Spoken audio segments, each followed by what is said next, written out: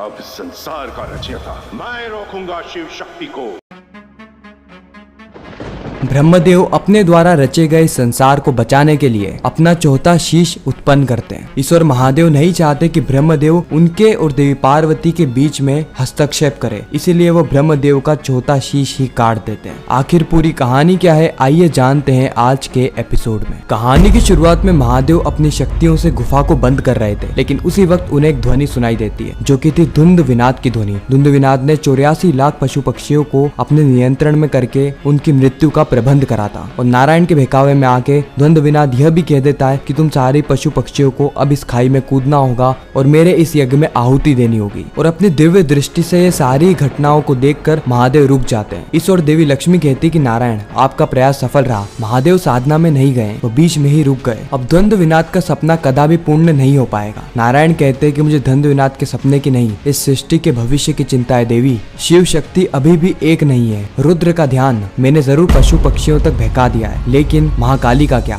अगर महाकाली का क्रोध शांत नहीं हुआ तो मेरे अनेकों प्रयास के बाद भी इस सृष्टि का संहार निश्चित है, इस सृष्टि का विनाश निश्चित है। संचालक केवल युक्ति बना सकता है, लेकिन इस पूरी सृष्टि को अपने नियंत्रण में रखने की शक्ति केवल मेरे आराध्य महादेव में है, क्योंकि हर बार हर विनाश का ध्वंस शिव और उनके परिवार को ही भोगना पड़ता है। गणेश जी महाकाली को रोकने का प्रयास करते हैं, लेकिन महाकाली गणेश जी की एक पुकार भी नहीं सुनती और वहाँ से मृतक हो जाती है। गणेश जी बहुत ज्यादा चिंतित थे। वो मन ही मन में सोचते कि काश अगर कार्तिकेय भैया यहाँ पर होते तो स्थिति कुछ अलग होती। वह जरूर इस परिस्थिति से लड़ने का मुझे कोई मार्ग बताते। ईश्वर हम देखते हैं कि द्वंद विनाद का कहर अभी भी बरस रहा था। उसने सारे ही पशु पक्षियों को यह आदेश दे दिया था कि वह इस खाई में कूद जाए। इस पूरी घटना से असुर गुरु शुक्राचार्य और असुर माता दिति चिंतित थे, क्योंकि असुर माता ने द्वंद विनाद को आदेश नहीं दिया था, लेकिन उसके बावजूद उसने सारे पशु पक्षियों को यह कह दिया कि वह इस खाई में कूद के अपनी आहुति दे। लेकिन जो सबसे आगे पशु होता है वह विद्रोह छेड़ देता है। वह दौड़ कर आता है और धुंध विनाद पे प्रहार करता है, क्योंकि यह पशु और कोई नहीं बल्कि महादेव की सवारी नंदी है, जो कि किसी भी असुर के नियंत्रण में नहीं आ सकता। प्रहार इतना घातक था कि धुंध विनाद एक अलग ही स्थान पर जाके गिर जाता है। वह क्रोधित होकर कहता है कि नंदी तुमने मेरी आज्ञा का पालन क्यों नहीं किया? उसी वक्त नंदी कहते हैं कि मैं महादेव का नंदी हूँ और महादेव के नंदी किसी भी असुर की आज्ञा का पालन नहीं करेंगे।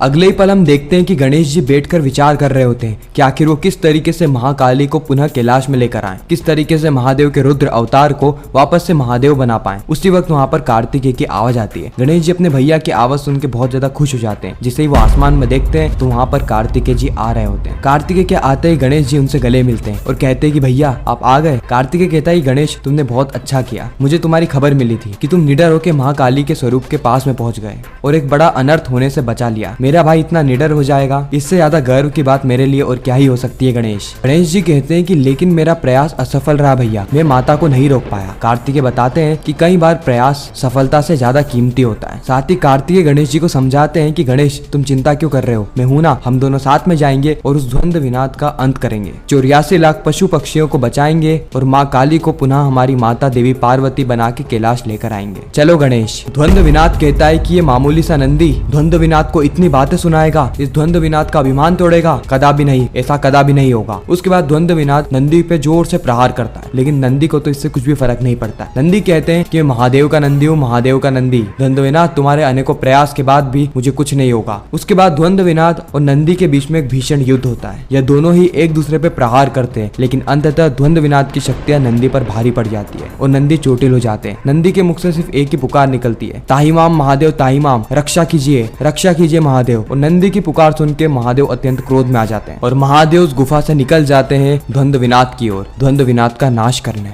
नंदी की सहायता करने। अगले ही पल हम देखते हैं कि कार्तिकेय गणेश जी को अपने वाहन पे बिठा के उस ओर ले जा रहे होते हैं जहाँ पे पूरे ही विनाश की प्रक्रिया चलने वाली। कार्तिकेय और गणेश जी जैसे शीश झुका के नीचे देखते हैं तो उन्हें चारों ही तरफ तबाही तबाही दिखती है। कार्तिकेय देख पाते हैं कि किस तरीके से महाकाली और महादेव के रुद्र अवतार ने इस पूरी सृष्टि पे ताहीमाम मचा दिया है। और रही बात धुंध विनाद की, तो बचा कुचा काम इस धुंध विनाद ने कर दिया। इस पूरी सृष्टि को सही करने के लिए महादेव का अपने मूल रूप में आना अत्यंत आवश्यक है और महाकाली का भी। एक तरफ तरफ तो नंदी और द्वंद विनाद का युद्ध चल रहा था, लेकिन दूसरी ओर कार्तिकेय और गणेश जी भी उस स्थान पर पहुंच जाते हैं। लेकिन युद्ध करने के स्थान पर यह पशु पक्षियों को बचाने का प्रयास करते हैं। ये सारे ही पशु पक्षियों के सामने आ जाते हैं और कहते हैं कि रुक जाइए, लौट जाइए, आगे खाइए, आप जाएंगे तो आपकी मृत्यु हो जाएगी। कृपया करके इस यज्ञ में अपनी आहुति मत दीजिए, नहीं तो बहुत बड़ा अनर्थ हो जाएगा। गणेश जी और कार्तिकेय अपना पूरा प्रयास करते हैं, लेकिन कोई भी पशु पक्षी उनकी बात नहीं सुन रहा था, क्योंकि सारे पशु पक्षी उस ध्वनि के चलते द्वंद विनाद के वश में थे। इसलिए वो द्वंद विनाद आदेश के पालन किए बिना नहीं रह सकते। इस और द्वंद विनाद का भीषण युद्ध अभी भी चल रहा था। वह नंदी पे भारी पड़ रहे थे और नंदी को कहीं चोट भी उन्होंने पहुंचा दी थी। फिर द्वंद विनाद के प्रहार से धरती दो हिस्सों में बंटने लगती है। एक हिस्से पे चल रहा था युद्ध और दूसरे हिस्से पे गणेश जी, कार्तिकेय और बाकी सारे पशु पक्षी थे, और वह हिस्सा धीरे धीरे करके टूटने लगा और नीचे गिरने लगा। सभी लोग यहाँ पे बहुत ज्यादा चिंतित थे कि कहीं 84 लाख पशु पक्षी की आहुति ना हो जाए, गणेश जी और कार्तिकेय को चोट ना पहुंचे। लेकिन उसी वक्त एक बड़ा सा हाथ आता है जो कि इन सभी को बचा लेता है, और यह हाथ होता है देवों के देव महादेव का हाथ। भला महादेव के रहते उन्हीं के संसार में ऐसा विध्वंस कैसे मच सकता है। ये पूरा ही दृश्य देख के द्वंद विनाद अत्यंत क्रोध में आ जाता है और नंदी पे भयावी प्रहार करता है, जिससे कि नंदी घायल हो जाते हैं। नंदी महादेव के सामने हाथ जोड़ते और महादेव से कहते हैं कि महादेव सहायता कीजिए, और द्वंद विनाद तुम्हारा नाश अब होने वाला है, तुम्हारा काल बन के महाकाल आए हैं। अपने जीवन के अंतिम क्षण जी लो द्वंद विनाद, अंतिम क्षण जी लो, क्योंकि इसके बाद तुम्हें तुम्हारे पापों का दंड अवश्य मिलेगा। महादेव का इस विशाल रूप को देखकर सभी लोग भयभीत हो जाते हैं। साथ ही जितने भी पशु पक्षी द्वंद विनाद के वश में थे,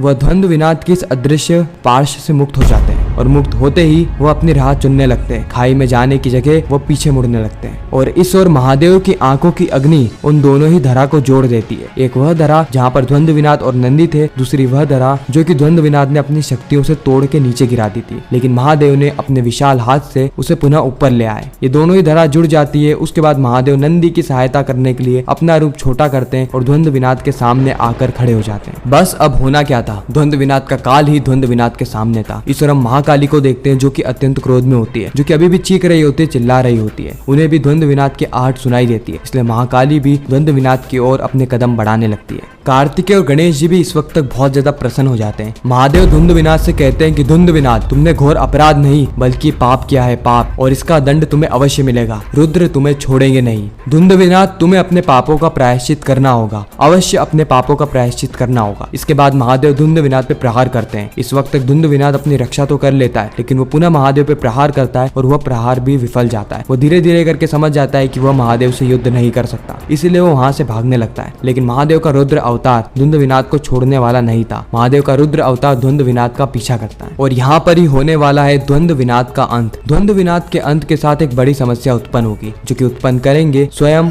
ब्रह्मा। ब्रह्मदेव बहुत ज्यादा चिंतित है, क्योंकि शिव शक्ति मिलकर उनके द्वारा बनाए गए संसार का विनाश कर रहे हैं। इसीलिए वो अपना चौथा शीश निकालेंगे और उसके जरिए से वो महाकाल और महाकाली को रोकने का प्रयास करेंगे। और उसके बाद होने वाला है महादेव और ब्रह्मदेव के बीच में एक भीषण युद्ध। आखिर यह युद्ध क्या मोड़ लेगा, यही हम जानेंगे आने वाले एपिसोड में। इसके साथ ही खूबसूरत एपिसोड यहीं पर ही खत्म हो जाता है, इस सस्पेंस और ट्विस्ट के साथ कि आखिर आगे होने क्या वाला है। खैर, आपको क्या लगता है कमेंट सेक्शन में जरूर बताना। आपको वीडियो कैसी लगी वह भी कमेंट करना। अगर आपको वीडियो अच्छी लगी तो वीडियो को लाइक करके, चैनल को सब्सक्राइब करके ज्यादा से ज्यादा लोगों को ये वीडियो शेयर करना, ताकि हमारी फिर से मुलाकात हो।